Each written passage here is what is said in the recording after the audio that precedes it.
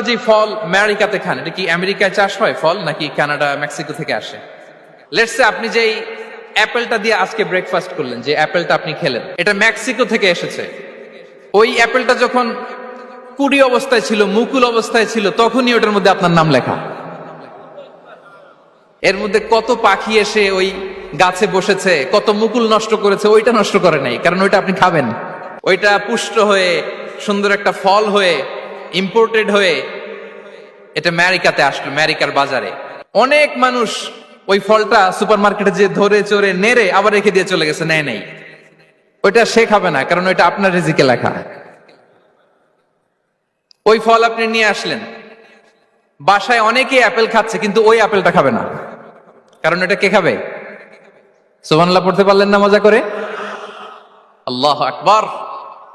আপনার জন্য যে রিজিক নির্ধারিত, এটা আপনিই খাবেন। এর মধ্যে আপনি মরে যেতে পারতেন, বাসা থেকে অন্য কোথাও চলে যেতে পারতেন, কিন্তু না, মরবেনও না, অন্য কোথাও যাবেনও না ওইটা খাওয়ার আগে।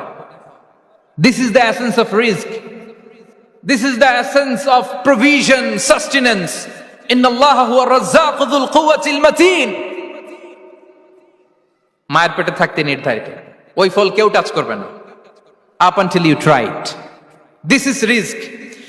এই কথাটাই বিষ্ণু ঈসা ইসলাম খুব সুন্দর করে বলেছেন, লা তামুতু নাফসুন হাত্তা তাস্তাকমিলা রিজকাহা। অন্য বর্ণনায় এসেছে লা তামুতু নাফসুন হাত্তা তাস্তাউফিয়া রিজকাহা।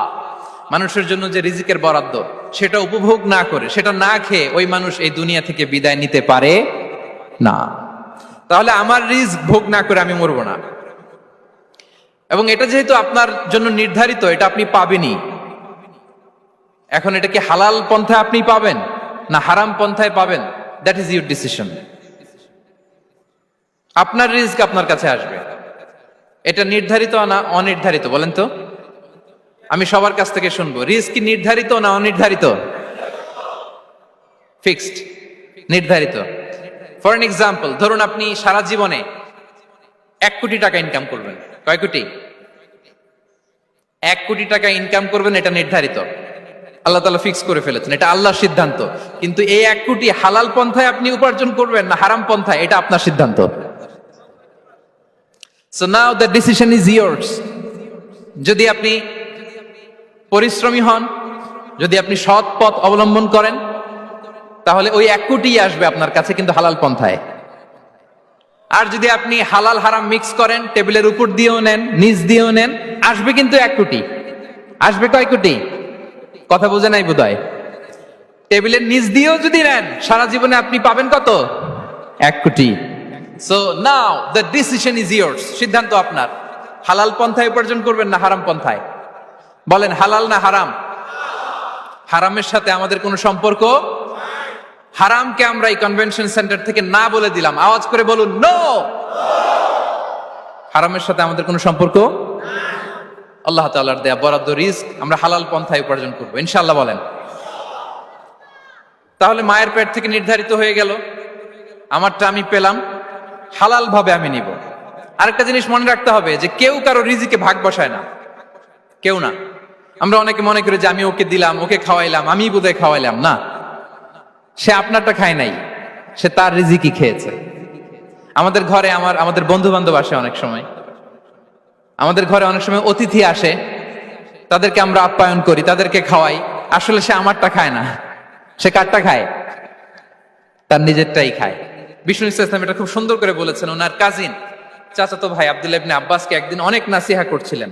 করতে করতে এক পর্যায়ে তিনি বললেন, ওয়া আলাম, ইবনে আব্বাসকে বলছেন, ওয়া আলাম আন্না মা আসাবাকা লাম ইয়াকুন লিইখতিআক ওয়া মা আখতাআকা লাম ইয়াকুন লিইউসিবাক। আব্দুল্লাহ, জেনে রেখো, যেটা তুমি পাওয়ার, এটা তুমি কোনোদিন হারাবা না। যেটা তোমার হওয়ার কথা ছিল, ওইটা তুমি কোনোদিন মিস করবা না। আর যেটা তুমি পাওয়ার কথা না, গোটা বিশ্বের সব শক্তিকে হাতের মুঠোয় আনলেও সেটার দেখা তুমি পাবে না, পাবে না। ওয়া আলাম আন্নামা আসাবাকা লাম ইয়াকুন লিইখতিআক ওয়া মা আখতাআকা লাম ইয়াকুন লিইউসিবাক রুফিআতিল আকলাম ওয়া জাফফাতিস সুহুফ। আব্দুল্লাহ, রিজিক নিয়ে চিন্তিত হয়ো না, রিজিক নিয়ে পেরেশান হয়ো না। প্লে ইউর রোল, রিজিক ইজ ফিক্সড।